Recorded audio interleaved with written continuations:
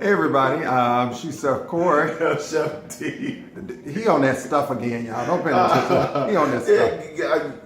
I'll tell y'all about it later. Come on, baby. But we're here in the kitchen, as you can see, and Chef D is gonna bake his famous buttermilk biscuits. Hey, we got an email from one of our followers saying that they had problems with biscuits, and they just wanted a simple recipe that they could do for their family. Especially, she said she has 3 kids, and instead of going out and constantly buying stuff, by the time she buys the flour and the milk and stuff like that, she can use it numerous of times and can be able to make biscuits for herself and her family. Okay. Now you didn't take my grandmother's recipe.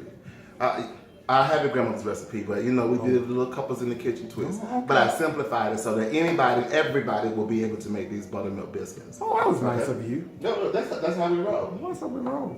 Well, we're gonna start off though with 2 cups of self-rising flour. And the reason we're using self-rising is only because it has all the leavening agents in it. I was gonna ask you that. Yeah, if you don't have self-rising, you can always use all-purpose.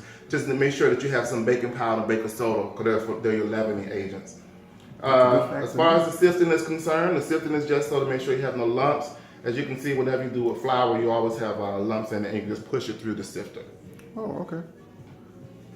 That's a couples in the kitchen tip 101 for all you cookers out there. Most people, especially older people, when they make homemade buttermilk biscuits, they use just lard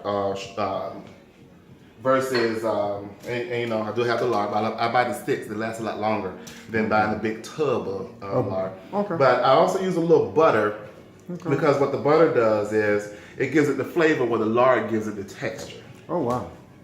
So you're just gonna take this in between your fingers, and you're gonna continue to squeeze it in the flour. Make sure that some flour and butter gets mixed in between. All right. And you want this to be like pea-like size. So it's just a matter of getting it into the flour, and getting the butter and the flour to mix together, along with the lard. Wow. I can remember my grandmother making her homemade biscuits, and one morning she made about 20. I came down there to see her. So anytime you went to my grandmother's house, if I had company, friends came with me, you had to eat. So she'll go in there and cook breakfast real good. One morning she made about 20, and I ate about 10. You know, you always have to eat. That's how like when I first met her. You know, she the homemade pound cake. That pound cake. Yeah, she gave me that pound cake and was telling me, oh, you don't know pound. You don't know about the pound cake. Yeah, that's when she first learned that I could do a little work in the kitchen myself. Yeah. And we hit it off perfectly well since then. Right. She said, I like you. You know what you're talking about, boy. You know what you're talking about. I kept a fool. You kept a fool. But when you make the biscuits, Miss Butterworth, I know y'all like Miss Butterworth and all that, but with homemade biscuits, you have to use, my favorite, my mom got tired of it, but you have to use Alica. Some people say that thick cane sugar. Yes, it is. But but if you got diabetes, no. Well, they do sell it. They do light though. They do light. It's just the yellow. Okay, inside of here now we have 1 cup of buttermilk. Okay. And this, by the way, it is a thick, wet batter. So if it looks a little wet, that's fine because it will be wet. Okay. So how did you learn this recipe? This is just one, you know, I have a couple of them that I have where I put together and I said, okay, well, let's just simplify it a little bit. So how can we do something that other people can use and they'll be okay with it. Right. And maybe we should add it in the Couples in the Kitchen cookbook. Yeah, it's actually in there. It will be in there. Okay. But the batter, it is a wet batter. Okay. And we need to put some flour down. Okay. We're going to spread on the counter. Okay, you see that? I'm working on my video skills here. You know, Couples in the Kitchen, we're trying to make it, you know, we just have been so busy. School has been driving me crazy. Yes. So, you know, we're working with some new people in the new year. Corey's been doing the accounting thing, so it's been trying. So anybody can help me with accounting and statistics? Is it statistics? My braces, I'm sorry. See, he's gonna laugh at me about the word. Did I say it right? Statistics, yes. Okay. Anybody can help me. Lord knows I'm gonna need the help soon, okay? See how he laughs at me? That's not right. But Corey, though, you just took the S all I out. know, just one of those words. We all have, a couple words that we have a hard time saying sometimes. Yes, you do. Yes, you do. Okay, now with the biscuits, they're in the dough-like form. Okay. And if your hand, again, this is a wet dough, so you just add the flour as needed. Okay. Make sure you get it nice and mixed. Now, get off your hands. Most times people use spoons for this, but your hands is gonna be fine. Okay. Okay, now give me a second. If you'll pause it, I'll wash my hands and we'll take it back. Okay. We'll be right back in about 2 minutes. Okay, Okay, we're back. and now that I've got my hands a little better, so Okay. you pretty much just use your hands to roll it out. You don't need a rolling pin for these because this is just enough for your family. Okay. And take the biscuit cutter down and out.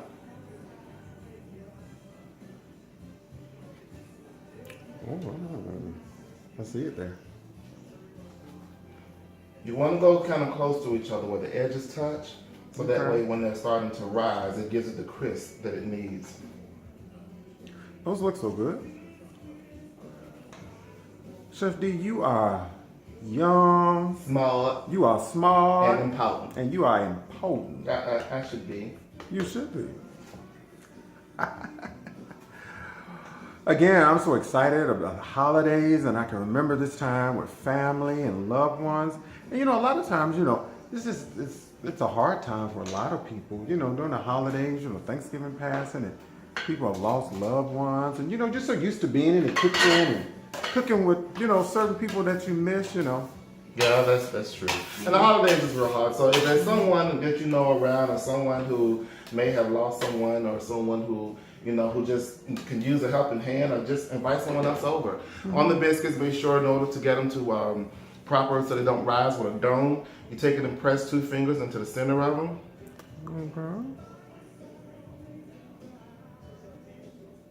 Okay, after that, they go into a 400-degree oven for 20 to 25 minutes. We'll put them in the oven, we'll pause it for a minute, and we'll get right back with you as we're taking them out. All right. So you guys are All right, hold tight. Hey everybody, we're back, and We're back. they're done, right? They're done.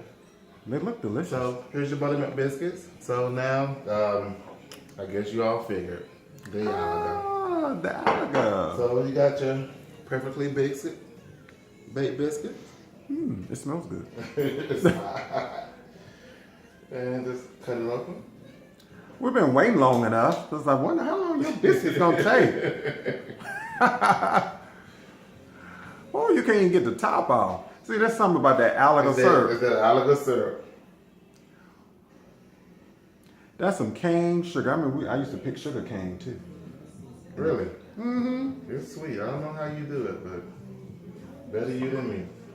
Okay. I want to try a little bit.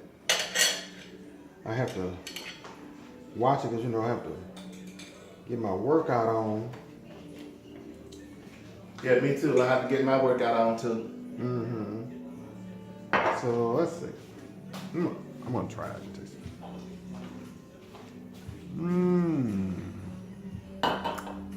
It's delicious. Delicious.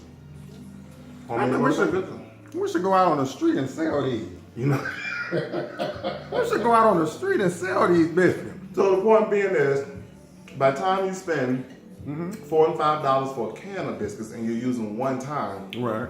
spend $2 more and get the flour, get the shortening, get the butter, get the buttermilk, and now you can make biscuits continuously Okay. over a period of time, and you can feed a lot more people for a lot less money. Makes So So how much did all this cost you? this may have been 80 cents, 90 cents based on, Okay. if you take the ingredients from a bag of flour, which is $2 some cent, the buttermilk was $3, Okay. that's $5.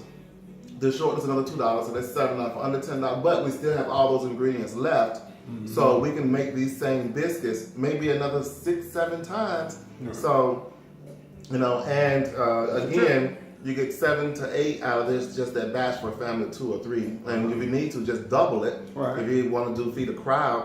But you did all that for under $10, and you can probably make about 80 biscuits out of that. Oh. So, with that being said, just it's sometimes a lot cheaper. Just get out there, go to the store, and get in the kitchen like couples in the kitchen Yeah. and do your thing. And do your thing. Just And go it's to your the thing store. too. So if it turns out perfect, if it does not turn out perfect, it's your kids and they probably run around tearing your house up anyway. So just go and feed them and give them a bath, put them in bed. That's right. Well, I hope you all try the recipe, and if you make them, hey, put the video on our page or put it on your personal page or tag us so we can see how your Tag us. biscuits, see how your biscuits came out. Yeah, and don't forget, buttermilk biscuits is great for communion. Do your communion. You all have a good night. We'll see you next time. Bye-bye.